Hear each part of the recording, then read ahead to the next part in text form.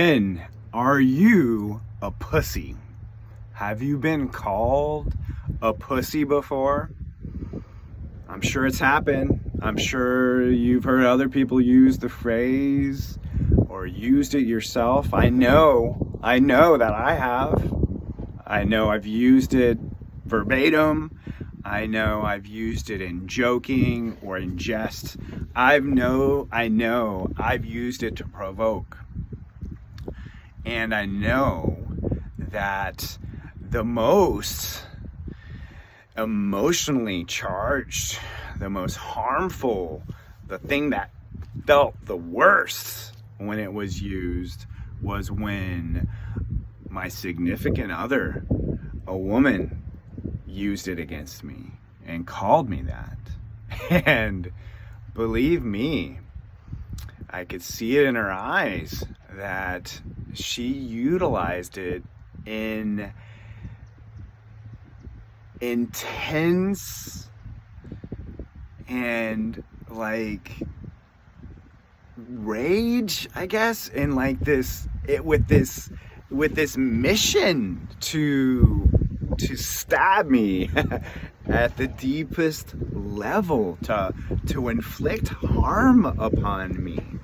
And our intimate partners have, especially if you've been together for a while, have this ability to tug at our heartstrings and also provoke us in the most extreme ways, in the quickest ways, right? They know how to push your buttons, and you probably know how to do the same with them, right? And as part of my shadow work, that phrase came up as something that held a charge for me.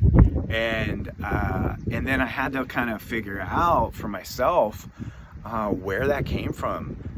When did I hear it first? And I'm still trying to go back to where I first heard it. And I'm not sure if I heard it used against a friend or my brother or somebody else or towards me. But I do remember feeling that my mother would use probably not that specific phrase, but would imply it in my growing up in a way towards meaning like, hey, you're not being manly enough, or you need to stop acting like a girl, or being a wimp, or any kind of phrase like that. I remember that either being said or used or implied from her. I remember it being joked or implied as a source to try to motivate me at times, and I know I've even utilized it myself to try to motivate other guys. And I know, when we're working out or when we've been playing sports and stuff, that phrases like that have come up. And I remember when my ex and I got in an altercation, and she was trying to egg me on, wanted me to get physical with her. She used that phrase towards me, and I remember in my head seeing it as like a challenge from her, her wanting me to display my strength and my masculinity and my dominance over her in a physical fashion. And I remember having to take a deep breath and restrain myself from jumping in and reacting in that way that she was wanting from me, and thinking to myself, wow, that's deep, and that's probably how she had been dealt with in the past by men or masculine figures or people in authority. And it struck me, right? It struck me, and it also hurt because she knew, I mean, she could tell I had issues with my mother, or I had issues that, unresolved trauma and shame. I mean, you can see that in your partner, right? Especially if you've been open and honest and really shared with each other, right?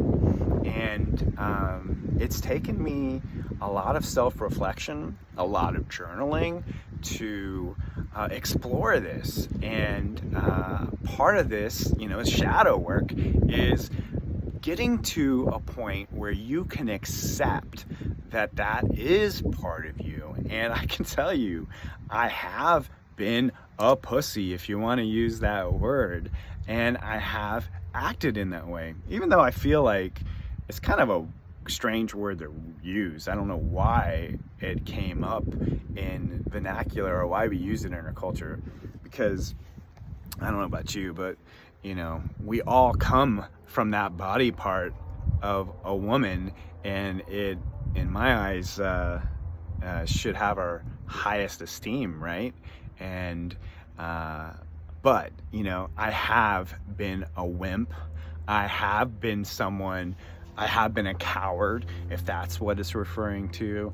I have been all of those things that might imply in an exchange with someone. I have been that at some point in my life, and there have been times where being that way has benefited me, has literally saved my ass from getting kicked, from being beat up, from maybe getting into situations I shouldn't have been in, right? So there's times where being a pussy is a good thing, right? And that's okay. And I'll be that way in the future, right? So the moment that I'm able to come to terms with that, right? In the shadow work, with expressing it, with feeling it, with exploring how our body reacts to it and that trigger, what happens is it loses its charge, it loses the energy behind it, and it no longer has the same effect on us, no longer has the same effect on me by any extent. And when someone were to share that or say that or judge me with that in the future, that charge is gone. It's like someone calling you an oak tree. Would that bother you? Would that affect you in any way, right? The only reason anything has an effect on you in a negative or even a positive way is because it triggers something. It hits a wound. It hits a blockage that we have inside, right? And that's just the way it works. So when that happens, that's your opportunity to really try to explore that, right? To dig into it and figure out why. Why is it I feel that way when that person says that? You can even feel that way when you witness it in somebody else, right? So I'm a pussy, and I can be one tomorrow and maybe one the next day and it doesn't bother me.